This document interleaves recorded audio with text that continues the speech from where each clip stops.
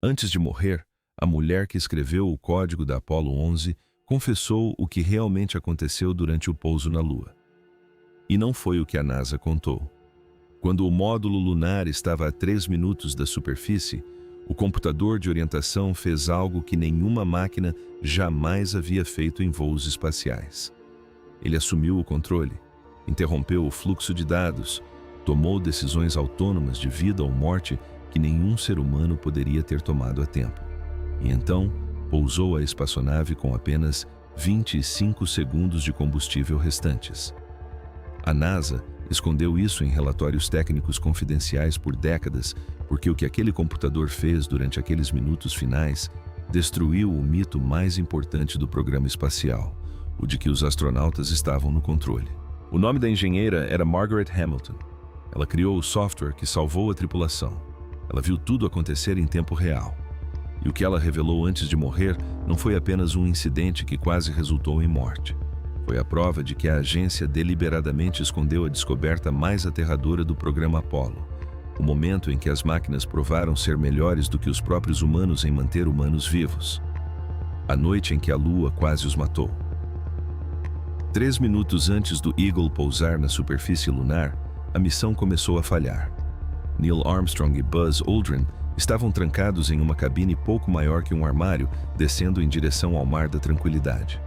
Todos os instrumentos estavam ligados. Todos os sistemas estavam operando em sua capacidade máxima. O solo estava subindo rapidamente. E então, o computador de bordo começou a gritar. Alarme 202, depois 1201, depois 1202 novamente. Alarme. É um 1202, 122. O som rasgou a cabine e atingiu a sala de controle da missão como uma lâmina. Em Houston, a diretora de voo Jean Cray viu 200 engenheiros ficarem em silêncio simultaneamente. As mãos congelaram nos consoles, as vozes se calaram. A sala, um lugar projetado especificamente para lidar com o caos, tornou-se um túmulo. Steve Bales, o oficial de orientação de 26 anos responsável pelos sistemas de computador, olhou fixamente para a tela e sentiu as mãos gelarem. Ele sabia exatamente o que aqueles códigos de alarme significavam e sabia que quase não havia tempo para agir com base nesse conhecimento. Eis o que a NASA não explicou ao público. Esses não eram avisos de rotina. Esses alarmes foram sinalizados durante todas as simulações de treinamento como eventos que jamais deveriam ocorrer durante uma descida motorizada. Significavam que o computador de orientação, o único sistema que mantinha os astronautas alinhados com a superfície, estava sobrecarregado de dados. Estava sendo esmagado pelo próprio volume de trabalho. E se falhasse, Armstrong e Aldrin perderiam a navegação, a orientação e qualquer chance de pousar em segurança ou voltar para casa. A frequência cardíaca de Armstrong ultrapassou 150 batimentos por minuto. Sua voz permaneceu calma no rádio, mas seu corpo estava revelando a verdade. Aldrin lia os números no visor, anunciando a altitude e a taxa de descida, tentando entender dados que já não faziam sentido. Em terra, os controladores examinavam suas telas com crescente pânico, tentando determinar se o computador aguentaria por mais alguns minutos. E Jean Cray tinha segundos, não minutos, nem mesmo um minuto inteiro, para tomar uma decisão que definiria a história da humanidade. Todos os controladores na sala estavam olhando para ele. Todas as telas piscavam avisos. O tempo estava se esgotando. Abortar e admitir o fracasso diante do mundo inteiro. Uma década de trabalho, bilhões de dólares. A promessa de Kennedy à nação. Tudo isso perdido ao vivo na televisão, enquanto 600 milhões de pessoas assistiam, ou continuavam e apostavam a vida de 2 homens em um computador que implorava por ajuda. Mas eis a questão. Naquele exato momento, a centenas de quilômetros de Houston e a 400 mil quilômetros da Lua, uma mulher chamada Margaret Hamilton observava o mesmo fluxo de dados em sua tela. Ela era a engenheira de software-chefe que construiu o computador de orientação da Apollo do Zero no laboratório de instrumentação do MIT. Ela conhecia cada linha de seu código. Conhecia sua arquitetura, seus limites e seus modos de falha melhor do que qualquer pessoa viva. E quando viu aqueles alarmes piscarem na tela de dados, ela descreveu mais tarde o que sentiu em uma única palavra: terror. Isso nunca havia acontecido antes, nem em testes, nem em simulações, nem em nenhuma missão Apollo anterior. Esses códigos de alarme deveriam ser teóricos, avisos para cenários que os engenheiros acreditavam que nunca ocorreriam durante o voo. E, no entanto, lá estavam eles, disparando repetidamente durante os 3 minutos mais importantes da história da exploração espacial. Hamilton soube imediatamente que algo estava alimentando o computador com mais dados do que ele podia processar. E ela sabia o quão perto isso deixou a tripulação da morte. Se você nunca ouviu essa parte da história da Apollo, inscreva-se, porque o que vem a seguir é ainda mais surpreendente. A resposta para o motivo da falha daquele computador não começou em Houston ou na Lua.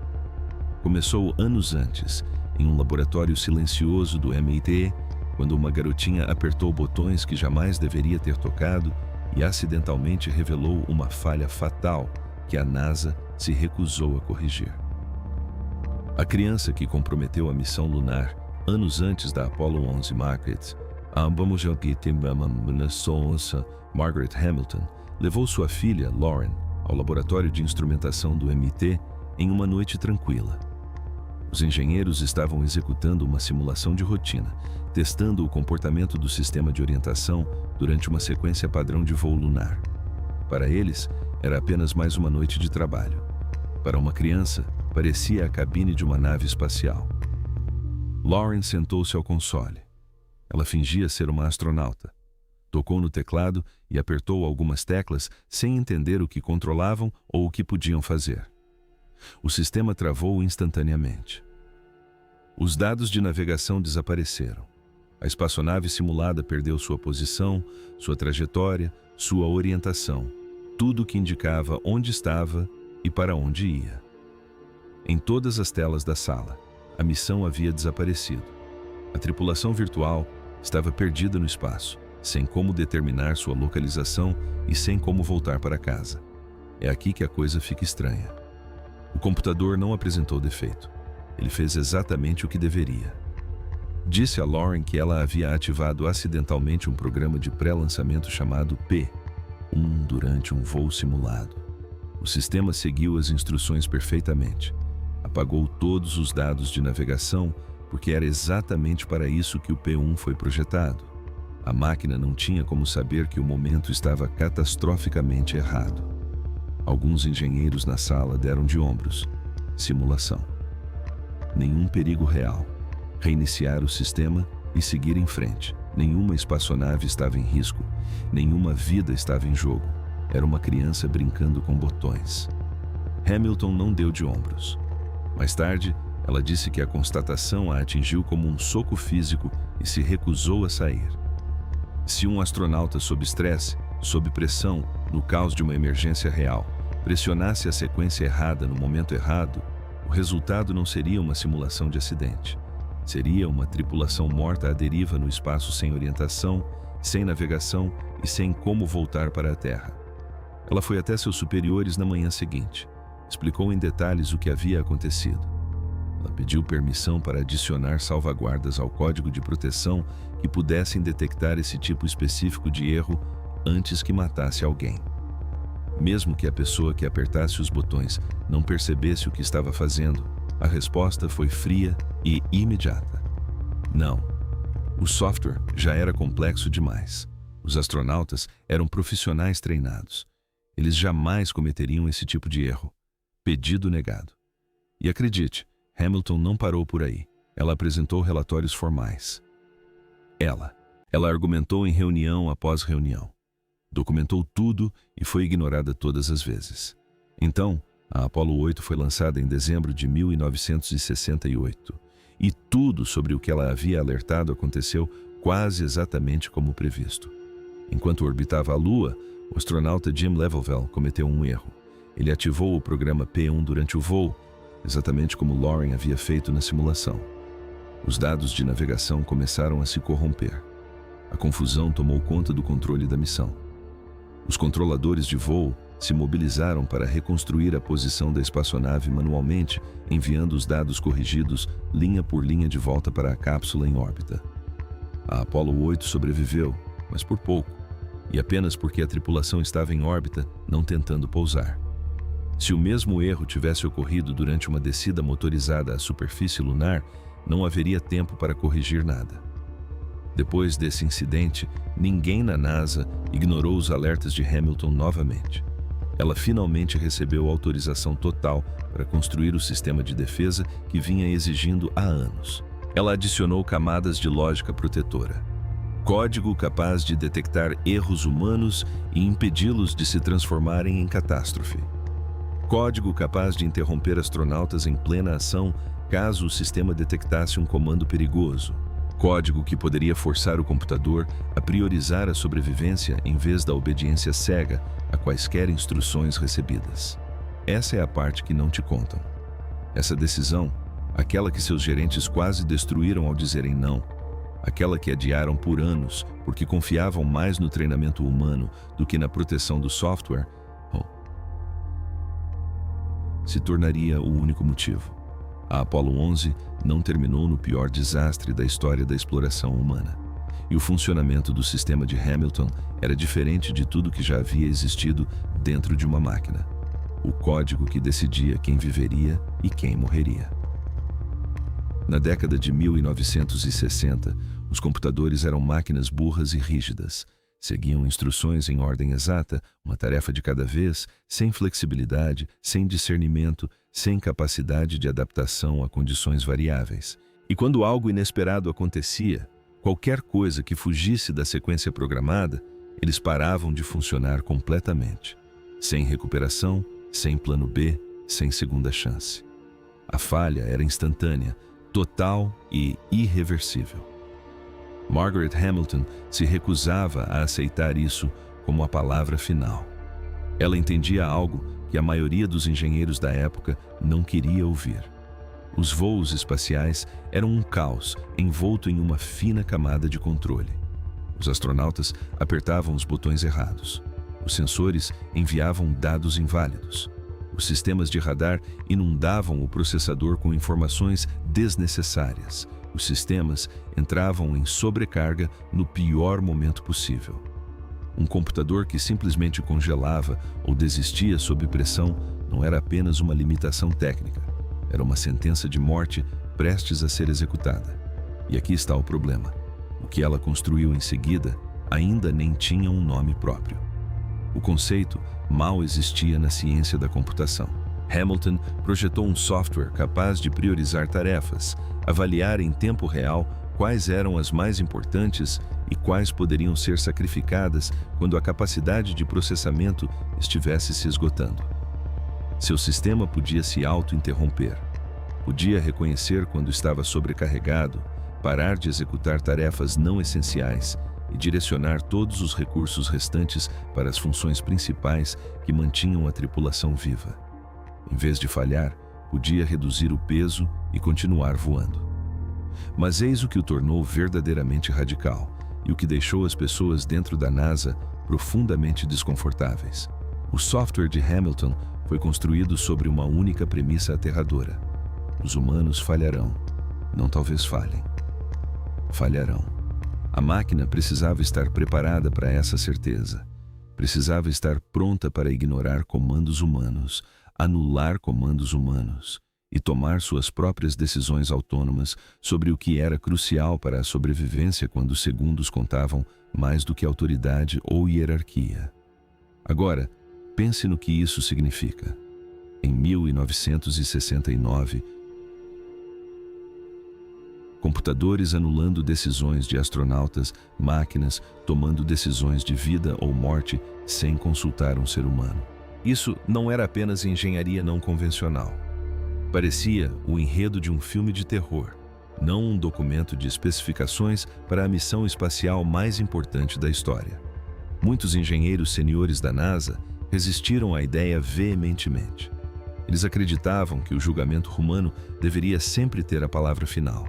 Hamilton argumentou que o julgamento humano era exatamente o problema. Ela lutou por cada linha daquele código de proteção contra a resistência de colegas que achavam que ela estava complicando demais o sistema. Há uma fotografia famosa dela ao lado de pilhas impressas do software de orientação Apollo, que chegam quase à sua altura.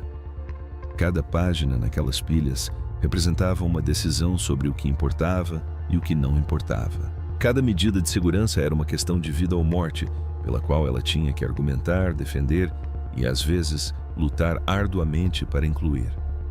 E durante aqueles 3 minutos finais acima da superfície lunar, com alarmes soando na cabine, a vida de 2 homens suspensa por um fio de código e 600 milhões de pessoas assistindo pela televisão sem ter ideia de quão perto tudo esteve de desmoronar. Cada um desses julgamentos enfrentou seu teste final.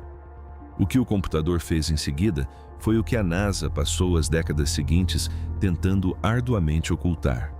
O que a NASA descobriu e escondeu. Quando os alarmes 1202 dispararam dentro do Eagle, o software de Hamilton fez exatamente o que ela havia projetado para fazer anos antes naquele laboratório do MIT. A causa raiz era quase absurdamente simples. Uma chave do radar de encontro havia sido deixada na posição errada. Um pequeno e corriqueiro erro humano que agora inundava o computador de orientação com uma torrente de dados de radar desnecessários no pior momento possível de toda a missão. O sistema estava sendo solicitado a processar mais informações do que sua capacidade física permitia, enquanto simultaneamente tentava pousar uma espaçonave na Lua.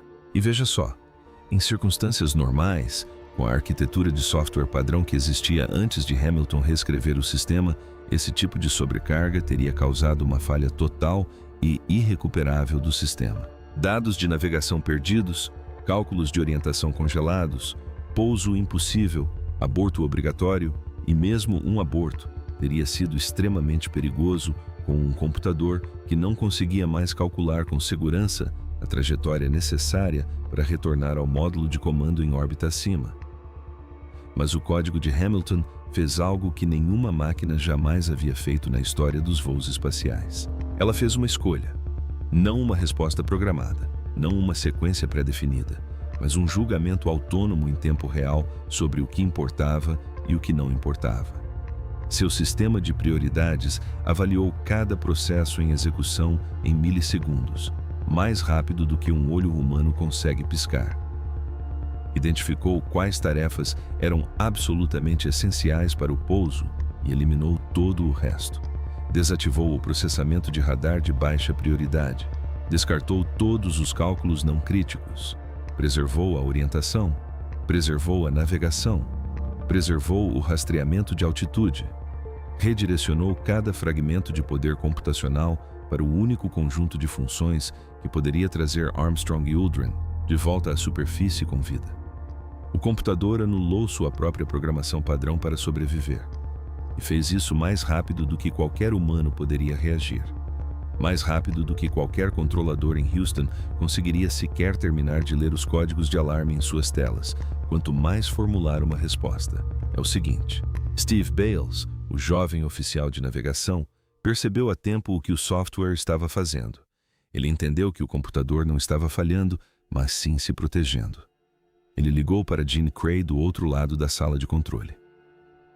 O computador estava lidando com a sobrecarga, estava liberando tarefas e protegendo a navegação. A sala de controle processou a informação num instante e deu a ordem que mudaria a história: continuar a descida. O Eagle pousou no Mar da Tranquilidade com menos de 25 segundos de combustível restantes no estágio de descida. 25 segundos entre a história e o desastre. É aqui que a história se divide em 2 versões completamente diferentes. A versão pública, aquela que a NASA divulgou à imprensa, descreveu o pouso como tranquilo, controlado e cuidadosamente planejado.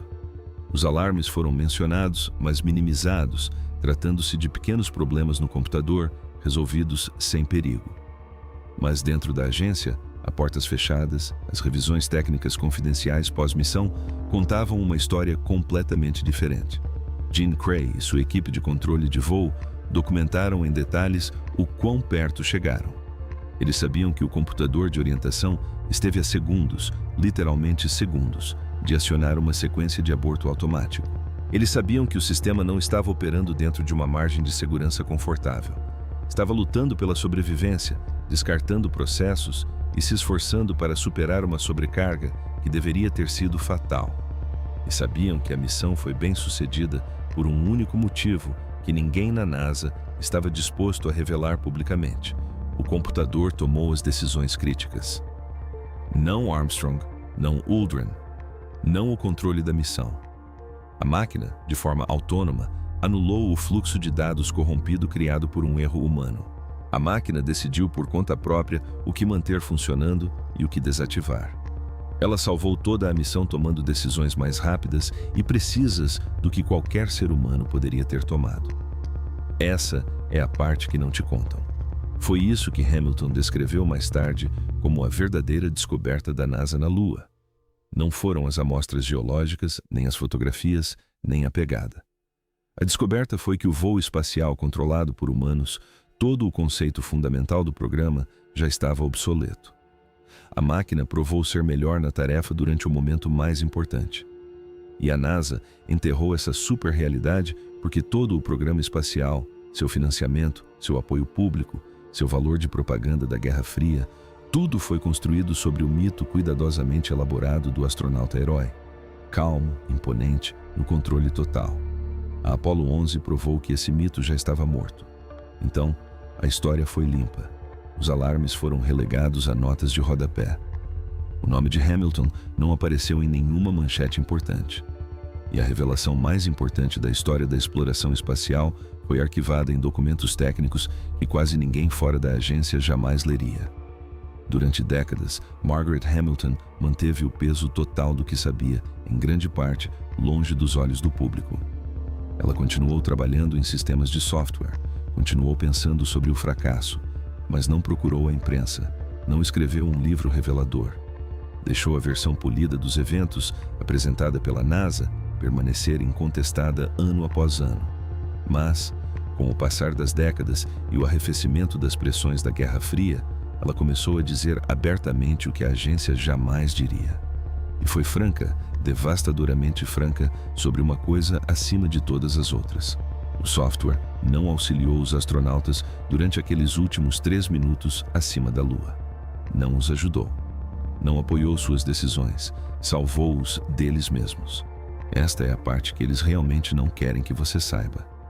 Hamilton disse certa vez em uma entrevista: "O que mais me preocupava quando assumi a missão tripulada era, e se surgisse uma emergência?" Esse único medo, explicou ela, norteou cada decisão de projeto que tomou sobre o software de orientação da Apollo, cada linha de código defensivo, cada protocolo de prioridade, cada salvaguarda que teve que insistir para que seus superiores a incluíssem. Ela não projetou o sistema para o sucesso. Ela o projetou para o fracasso. Ela partiu do pressuposto de que o pior cenário possível aconteceria e construiu um software capaz de sobreviver a ele. Ela explicou sua abordagem central em termos que ainda têm enorme peso décadas depois. Percebi que poderia encontrar uma solução. Fazer com que nosso software interrompesse as telas dos astronautas e as substituísse por telas prioritárias. Pense no que isso significa. Seu código foi projetado para sobrepor-se à tripulação, para assumir o controle de suas telas, para forçar a máquina a mostrar apenas o que era essencial para a sobrevivência imediata e suprimir todo o resto, quer os astronautas quisessem ou não, quer a liderança da NASA se sentisse confortável com isso ou não. E foi exatamente isso que aconteceu durante os 180 segundos mais críticos da Apollo 11. O sistema que ela construiu, aquele que seus gerentes tentaram bloquear por anos, aquele que nasceu de uma criança apertando teclas que não deveria ter tocado em um laboratório silencioso do MIT, assumiu o controle autônomo no momento mais perigoso da história da exploração humana. Tomou decisões que nenhum astronauta poderia ter tomado a tempo. Neutralizou as consequências do erro humano e pousou a espaçonave. A confissão de Hamilton, quando finalmente veio por completo, não tinha a ver com reivindicar crédito ou buscar glória. Era um aviso. O que a Apollo 11 provou, e o que a NASA deliberadamente enterrou em arquivos técnicos por décadas, é que no momento em que você coloca seres humanos dentro de sistemas verdadeiramente complexos, a maior ameaça à sobrevivência não é o ambiente externo à espaçonave, são os humanos dentro dela. E a única coisa que separa a vida da catástrofe é um software desenvolvido por alguém que teve a coragem de assumir que tudo, absolutamente tudo, daria errado. Todos os sistemas dos quais você depende hoje funcionam com base nesse princípio.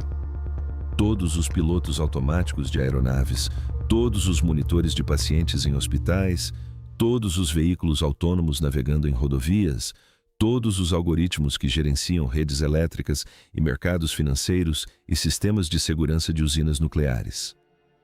Tudo isso remonta aos princípios que Margaret Hamilton lutou para estabelecer em um momento em que as pessoas no poder lhe diziam que ela estava errada. Diziam que ela estava exagerando e que profissionais treinados jamais cometeriam os tipos de erros que ela estava tentando evitar. Eles estavam errados. Ela estava certa. E a prova está bem diante de você. Você conhece o nome de Neil Armstrong hoje porque o código de Margaret Hamilton o trouxe de volta para casa vivo. Então, aqui está a questão.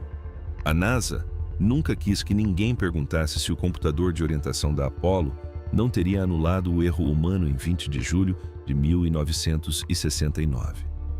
Se aqueles dois astronautas tivessem morrido ao vivo na televisão diante de 600 milhões de pessoas, teríamos voltado à Lua? O programa espacial teria sobrevivido? Ou a humanidade teria olhado para a superfície lunar e visto apenas um cemitério? Deixe sua resposta nos comentários.